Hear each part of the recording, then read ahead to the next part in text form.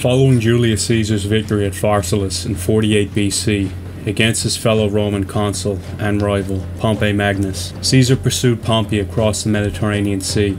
Pompey eventually landed in Egypt, where he looked to form an alliance with King Ptolemy XIII of Egypt, and thus raise a new army to fight Caesar. Unfortunately for Pompey, King Ptolemy XIII was more interested in an alliance with Caesar. Thus, Ptolemy had Pompey executed in the hopes it would please Caesar. Unfortunately for Ptolemy, once Caesar had arrived in Egypt and heard the news of Pompey's execution, he was infuriated that they took it upon themselves to execute a Roman consul in such a barbaric fashion. Caesar was noted by yelling at Ptolemy regarding Pompey's death. He was a consul of Rome! Also, upon Caesar's arrival in Alexandria, he was dragged into Egyptian politics. In the meantime, Caesar was attempting to resolve the Egyptian civil war between Ptolemy XIII and his sister Cleopatra. When Caesar began to appear to favor Cleopatra over Ptolemy, Ptolemy was first captured but then released by Caesar. Caesar eventually sided with Ptolemy's sister Cleopatra, although his main aim after arriving in Egypt was survival,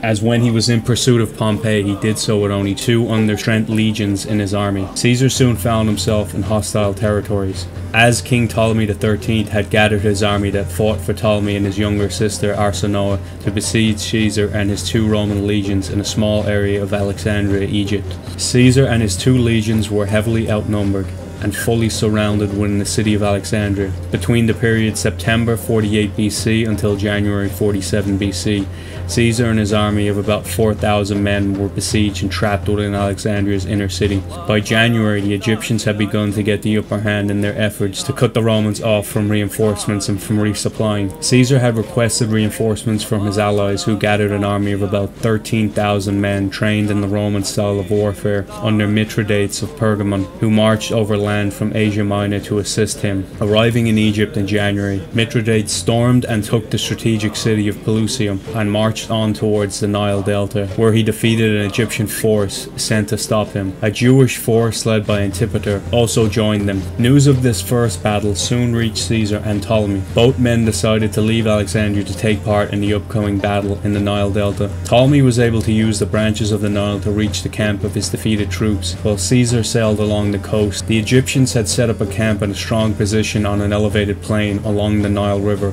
and were accompanied by a fleet. This elevated position would have given Ptolemy's army an advantage over Caesar's. Although Ptolemy had the easier route, Caesar was able to arrive in time to prevent him from attacking Mithridates. Caesar and Mithridates met 7 miles from Ptolemy's position. Upon Caesar's army joining with Mithridates, their combined force consisted of the 37th, 27th, and 6th Roman legions, along with Mithridates' Hellenistic army, who was trained in the Roman fashion of warfare. In total, their combined armies numbered about 20,000 men. They met the Egyptians on February 47 at the Battle of the Nile Delta. The Ptolemaic army, equipped in the Greek manner, was slightly larger. Estimates recorded that King Ptolemy commanded an army of 25 to 30,000 soldiers. In order for Caesar and his men to reach the Egyptian camp, they had to cross a small river. Ptolemy sent a detachment of cavalry and light infantry to stop them from crossing the river, though unfortunately for the Egyptians, Caesar had sent his Gallic and Germanic cavalry to cross the river ahead of the main army. They had crossed undetected.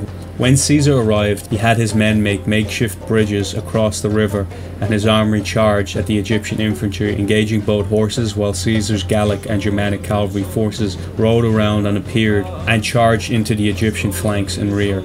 The Egyptians broke and fled back to Ptolemy's camp, with many fleeing by boat.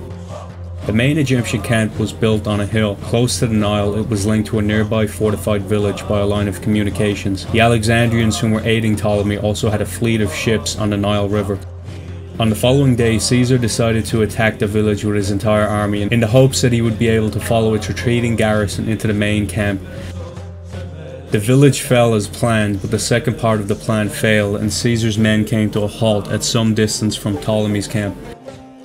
He then attempted to attack on 2 sides, from the plains and along the gap between the camp and the Nile, but both attacks failed. However, during this fighting, most of the Alexandrians moved to parts of the camp that were under attack, leaving the tallest part of the hill undefended. Caesar sent a small force to attack this part of the camp, and they were soon able to overwhelm the few defenders who had been left there. Once the Romans had broke into the camp in one place, its defenders became demoralized, allowing the Romans to break in at several other places.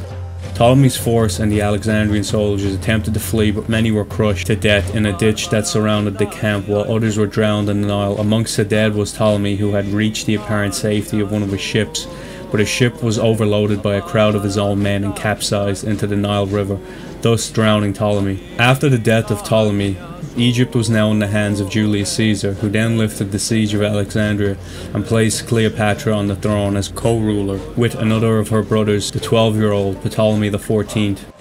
Caesar then uncharacteristically lingered in Egypt until April 47 BC, enjoying a liaison of 2 months with the youthful queen before departing back to Rome to resume his civil war. Around this time she became pregnant with a son. She named him Caesarion. Caesar claimed not to be the child's father. Nevertheless, the Battle of the Nile was the final action of Caesar's Alexandrian War. Upon Caesar's return to Rome, he had brought with him former Queen Arsinoe IV, Ptolemy's widow. She was marched through Rome as a prisoner and then banished to the temple of Artemis in Ephesus. Later, after the death of Caesar, she was executed on the orders of Cleopatra and Mark Antony.